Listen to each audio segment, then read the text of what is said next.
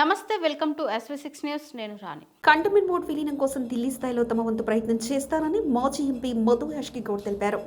Cantonment బోర్డును రాష్ట్ర ప్రభుత్వం మున్సిపల్ కార్పొరేషన్లో విలీనం చేయాలనే డిమాండ్తో ఎమ్మెల్యే శ్రీ గణేష్ చేపట్టిన రిలే నిరాహార దీక్ష శుక్రవారానికి 4వ రోజు చేరుకుంది. ఈ దీక్షకు మద్దతుగా హాజరైన మధు యాష్కి గౌడ్ మాట్లాడుతూ కంటోన్మెంట్ ప్రజల డిమాండ్ న్యాయమైందని పేర్కొన్నారు. ఈ అంశాన్ని రాహుల్ గాంధీ దృష్టికి తీసుకెళ్లి దేశవ్యాప్తంగా ఉన్న కంటోన్మెంట్ ఎంపీలతో కలిసి రక్షణ శాఖ మంత్రిని కలిసి వినతి పత్రం అందజేస్తామని చెప్పారు. నామినేటెడ్ వ్యవస్థను రద్దు చేసి కంటోన్మెంట్ బోర్డును రాష్ట్ర ప్రభుత్వ మున్సిపల్ కార్పొరేషన్లో విలీనం చేస్తే కంటోన్మెంట్ ప్రాంతాల్లో అభివృద్ధి వేగంగా జరుగుతుందన్న ఆశాభావాన్ని ఆయన వ్యక్తం చేశారు. అవసరాల కొరకై పోరాటం చేయాలని కంటోన్మెంట్ స్థానిక ఎమ్మెల్యేగా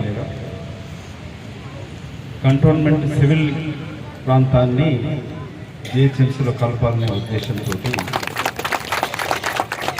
గత 4 రోజులు నిరాహార దీక్ష చేస్తున్న నా ప్రియ సోదరుడు స్థానిక ఎమ్మెల్యే మీ అభిమాన నాయకుడు గణేష్ని ప్రత్యేకంగా అభినందిస్తూ ఉన్నాం.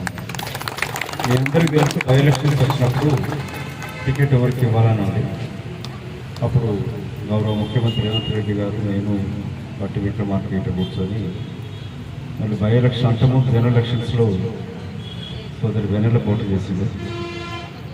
ఈసారి బై ఎలక్షన్ గెలవాలంటే తప్పకుండా గెలిచి తీరాలి, అది గణేష్తోనే సాధ్యమవుతుందని చెప్పి వారికి టికెట్ ఇచ్చి మీ అందరి ఆశీర్వాదంతో వాళ్ళ ఎమ్మెల్యే గెలిచినాడు.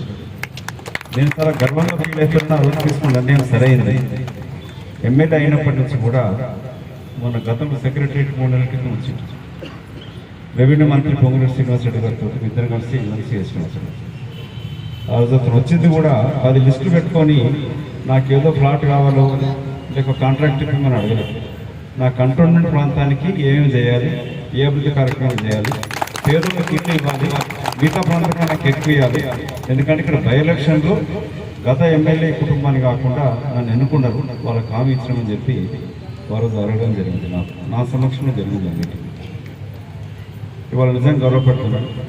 గణేష్ నిజంగా నేను ఎన్నికైన మొదటి నుంచి కూడా ప్రతి క్షణం నా కుటుంబం అంటే కంటోన్మెంట్ ప్రాంత ప్రజలని నిరంతరం కాంగ్రెస్ పార్టీ ఐడియాలజీతోటి ఆశయాలతోటి రాహుల్ గాంధీ నమ్మిన బట్టుగా కాంగ్రెస్ పార్టీ ఆశయాలని ముందుకు తీసుకెళ్తూ ముఖ్యమంత్రి రేవంత్ రెడ్డి గారి యొక్క నాయకత్వాన ఎమ్మెల్యేగా నేను తీసుకున్న కంటోన్మెంట్ ప్రాంతాన్ని జిహెచ్ఎంసీలో కలపాలని ఒక డిమాండ్. ఇది న్యాయమైన, సాంకేతిక పరంగా అయినా సరే ప్రజల అవసరాలు తీర్చడానికి కొరకు ఇది నిజమైన ప్రజల నుంచి వచ్చిన డిమాండ్గా గుర్తిస్తూ వాళ్ళ ఆశయాల కొరకై నేను కూడా ఇక్కడ హైదరాబాద్లో ఉంటాను. సికింద్రాబాద్కి మోండా మార్కెట్లో మా అక్క ఉండేది.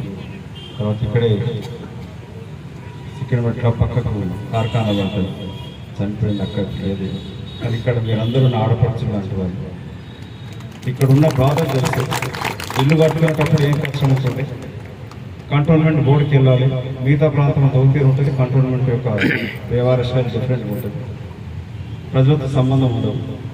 ఈ కంటోన్మెంట్ ఏరియా ప్రాంతాలన్నీ కూడా స్వతంత్రం రాకముందు ఏదో బయట ప్రాంతానికంటే ఊరు బయట ఉండేటట్టుగా వచ్చింది. ఇప్పుడు సిటీ పెరిగింది, నగరం పెరుగుతూ ఉంది, ప్రజలు నివాస ప్రాంతంగా ఎన్నుకుంటున్నారు, ప్రశాంతంగా ఉంటుంది అనుకుంటారు. కానీ ఇంత జనసాంద్రత పెరిగినప్పుడు దాని తదనుగుణంగా సౌకర్యాలు ఏర్పాటు చేయండి. కంటోన్మెంట్ బోర్డు ఎన్నికలు ఉంటానన్నా మీ ప్రతినిధిగా కార్పొరేటర్ లాగా వాళ్ళకి పనిచేస్తే అది జరగదు.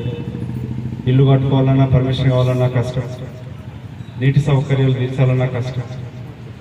గతంలో నీటి సౌకర్యం కొరకి కంటోన్మెంట్ బోర్డు ఐఏఎస్ ఆఫీసర్ ఉంటాడు కదా, అతను జిహెచ్ఎంసీ మాట్లాడాక మీకు నీళ్ళ సౌకర్యం పెంచాలన్నా కూడా జిహెచ్ఎంసీ మార్చాలంటే అధికారులతో మాట్లాడాలి. కాబట్టి ఇది ఇవాళ మీరు తీసుకున్న నిరాహార దీక్షని కాంగ్రెస్ పార్టీ నాయకుడుగా, కార్యకర్తగా, మాజీ పార్లమెంట్ సభ్యులు ఇక్కడికి వచ్చింది ప్రజల మధ్య ఉంటూ ప్రజల కొరకై కంటోన్మెంట్ ప్రాంతాన్ని సమగ్ర అభివృద్ధి కొరకై ఇక్కడ నివసిస్తున్న పేద ప్రజలకి పూర్తి సౌకర్యాలు కల్పించినట్టుగా నీరు, ఇల్లు ఉండడానికి, ఇల్లు లేని పేదలకు ఇల్లు కట్టించడానికి కొరకు రోడ్డు సౌకర్యం బాగుండాలి, మీ పిల్లలు స్కూల్ పోవాలంటే మంచిగా ఉండాలి, వీటి కొరకై డిమాండ్ చేస్తూ నిరాహార దీక్ష చేస్తున్న శ్రీ గణేష్ని, వేదిక మీద ఉన్న మిగతా కాంగ్రెస్ పార్టీ నాయకులందరినీ కూడా ప్రత్యేకంగా అభినందిస్తూ ఇది కాంగ్రెస్ పార్టీ తరఫున పూర్తి మద్దతు తెలుస్తుంది. ముఖ్యమంత్రి రేవంత్ రెడ్డి గారు వారి పూర్తి మద్దతుతోటి ఇవాళ మీరు ఢిల్లీకి వెళ్ళినప్పుడు నాకున్న అనుభవంతో నేను గతంలో జబల్పూర్ ప్రాంతాన్ని కూడా అది కంటోన్మెంట్ ఏరియాని అక్కడ కూడా ఇన్ఛార్జ్ ఉంటుంది. మీరు ఢిల్లీకి వచ్చినప్పుడు ఈ పార్లమెంట్ సమావేశాలలో గౌరవ మన అభిమాన నాయకుడు ప్రతిపక్ష నాయకుడు రాహుల్ గాంధీ గారితో మాట్లాడించడం, మిగతా పార్లమెంట్ సభ్యులైతే ఎక్కడెక్కడ కంటోన్మెంట్ ఏరియాలలో పార్లమెంట్ సభ్యులు ఉండరు వాళ్ళని కూడా కలుస్తాం. కేంద్ర రక్షణ శాఖ మంత్రికి కంబైన్డ్గా పార్టీలకు అతీతంగా కేంద్ర రక్షణ శాఖ మంత్రికి తీసుకెళ్ళడం, మరి దీంట్లో మన స్థానిక పార్లమెంట్ సభ్యుల బాధ్యత ఏంటి? ఈటెల రాజేందర్ గారు కరీంనగర్ ఉన్నప్పటికీ ఇక్కడికి వస్తే ఆదరించారు, ఆశ్రమించి ఎన్నుకున్నారు. ఆయన బాధ్యత కూడా ఉంటుంది కదా. సో పార్లమెంట్ సభ్యుడు ఈటెల రాజేందర్ గారు మా విజ్ఞప్తి ఏంటంటే, ఎన్నికలు వచ్చినప్పుడు రాజకీయం ఇదేదో కాంగ్రెస్ పార్టీ ఎమ్మెల్యే చేస్తున్నాను, మరి కంటోన్మెంట్ ప్రాంతం కూడా నీకు ఓటు వేసారు కదా, మీరు కూడా చాలామంది వేసి ఉంటారు. ఎక్కువ 10 లక్షల మెజార్టీ రాదు కదా, ఆయన పుష్పకోట కేసు ఉంటుంది. సరే ఎలక్షన్ ఫేస్ చేసిరేమో కానీ మీరు కూడా ఒక బోర్డు పెట్టి ఆయనకు గులాబ్ పూలు పంపండి. ఆయన స్థానిక పార్లమెంట్ సభ్యుడు కూడా వచ్చి మా జనంలో పాల్గొనాలి. ఇది కాంగ్రెస్ పార్టీ ధర్నా కాదు, శ్రీ గణేష్ సొంతం ఇంటి కొరకు చేయట్లేదు. కంటోన్మెంట్లో నివసిస్తున్న ప్రజలకు, అన్ని వర్గాలు, అన్ని కుల మతాల ప్రజల కొరకు, వాళ్ళకు కనీస వసతులు కల్పించడానికి కొరకు, జీహెచ్ఎంసీలో కలపడానికి కొరకు చేస్తున్న ప్రజల నుంచి వచ్చిన డిమాండ్కి స్థానిక ఎంపీ ఈటెల రాజేందర్ గారు పాల్గొనాలని కూడా మేము సూచిస్తాము.